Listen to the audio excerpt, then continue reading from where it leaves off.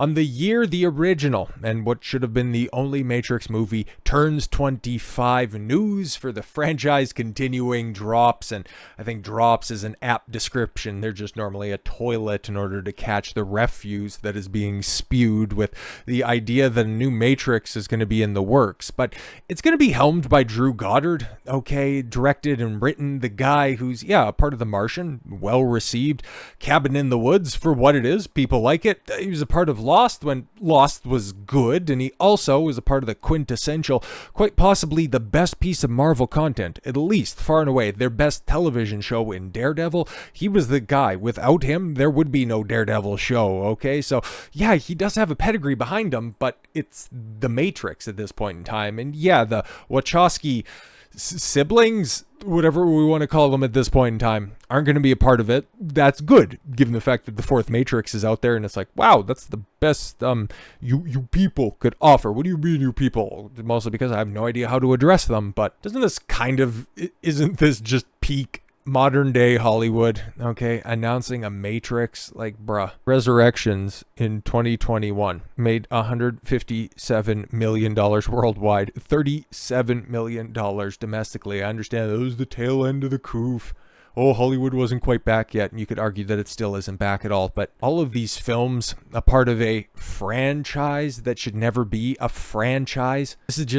This is the best example that I have seen in the litany of examples that are out there, but we'll get through that here in a second. I just want to get to the announcement. Drew Goddard, the Oscar-nominated screenwriter of The Martian, who also directed Cabin in the Woods, has been set to write and direct a new Matrix movie at Warner Brothers. The franchise's original co-scribe and co-director, Lana Wachowski, is executive producing. Oh, okay. How's that even true? Original co-scribe and director? Because I've got my physical copy that's over there, and the name Lana Wachowski doesn't appear on it at all. It's still early days in regards to whether the core cast of Keanu Reeves, Carrie-Anne Moss, Lawrence Fishburne, Hugo Weaving, Jada Pinkett Smith are coming back. But why? Why would you want to see a bunch of really old people trying to do a bunch of really terrible looking kung fu in today's day and age? Like, I understand that, Keanu Reeves, even for Resurrections, couldn't even be asked to get out of John Wick character. That Hugo Weaving, Agent Smith, wasn't even brought back to that, mostly because there was a scheduling conflict and they couldn't, wait a little bit longer. It's like, okay, when did the third one come out? In 2006 or something like that? Not like anybody was pining for a fourth one, especially as well received as that was. Anyways, Goddard will produce with partner Sarah Esberg. Okay, Moonlight, if Beale Street could, that all of that right there, it screams Matrix pedigree, via their Goddard Textiles banner. Fantastic stuff. Drew came to Warner Brothers. Yeah, and another thing that Drew Goddard is definitely going to be a part of, which gives me a little bit of hope, but you take a look at the other names that are in that writer's room and no, it doesn't. He's going to be a part of James Gunn's DCU, and well, he's about the only one it's any good, because you have the Birds of Prey writer in that room, that horrible ideologue, and also Tom King, who made Batman in the comic books, a bitch who got left at the altar by Catwoman.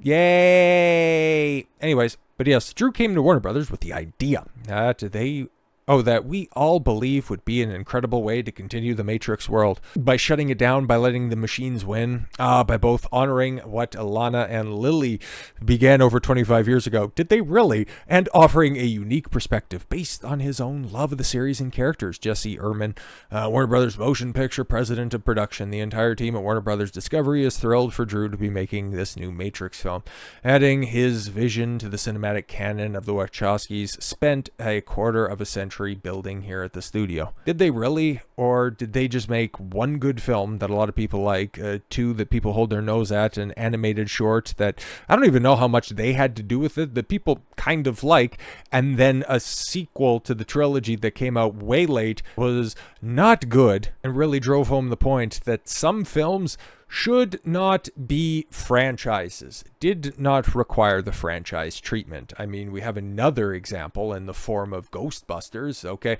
Just talked about that not that long ago, and its cinematic run screeching to a halt. It's not like Afterbirth or Afterlife, flew up the charts. It also came out in 2021, and it made a little bit over $200 million at the box office.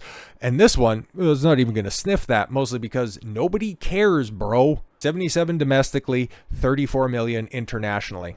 It's dying, okay? It's in 4,000 theaters around the country, is making $400 12 days into its run. It's not going to do anything. Not going to recoup its budget.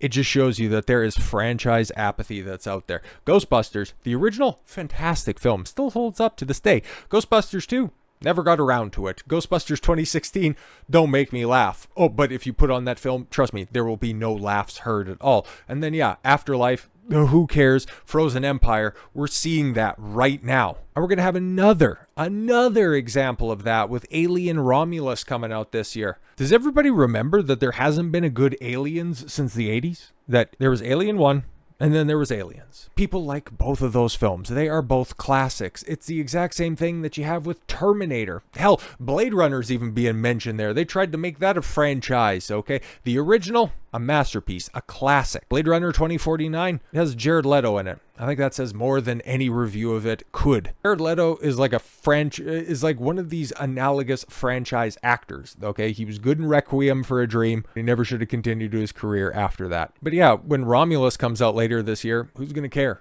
Because it still has the lingering stench of 3, of Resurrection, of Prometheus, of Covenant. Like, there are more bad Aliens films, not even to mention the AVP stuff. And then to also talk about another franchise. Hey, did you know last year there was a Predator film that came out? It went straight to streaming. What about Predators before that set up the idea that autism is the next step in human evolution? There were 2 good Predator films. The original is a masterpiece. It is a classic. The second one is a second look gem. It got overlooked because it didn't have Arnold in it. I brought up Terminator briefly. Do I even need to say that there were films that came after T2 that weren't necessary at all? And is there even a sniff that there's anybody who could possibly care about the continuation of that franchise in a post-Dark Fate world? What are we doing here?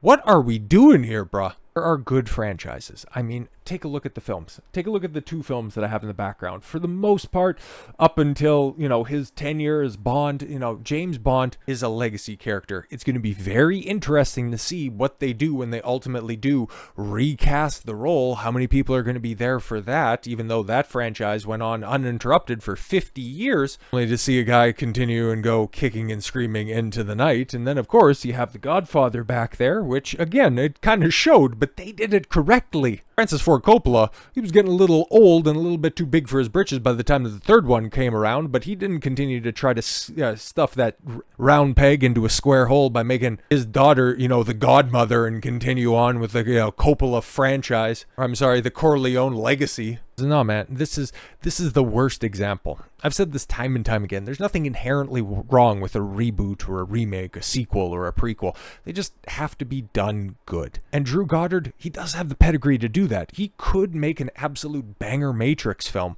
But here's the problem. You're going to have the entire stench of the rest of the Matrix franchise. Why not just tell your own sci-fi story? But that's Hollywood in a nutshell, man. They just keep on pillaging these franchises because they know that they've ruined all the good faith from the audience that's out there. They just continue to jangle keys. They conditioned everybody. Hey, you like this thing from another piece of media. Now it's going to be on the screen. And oh, when you come and see that thing, it's either going to be a 10-second cameo or it's going to be nothing like you remember it was beforehand. But hey, remember guys, keep that in mind. Is everybody still excited for Deadpool Wolverine later this year? No? Yeah, exactly. 2024 is the year that Hollywood signs its death certificate. So with all that said, thank you all very much for the gift of your time. I've been Don Consuelo. I want you to follow your gut and get after it. Take care, everyone.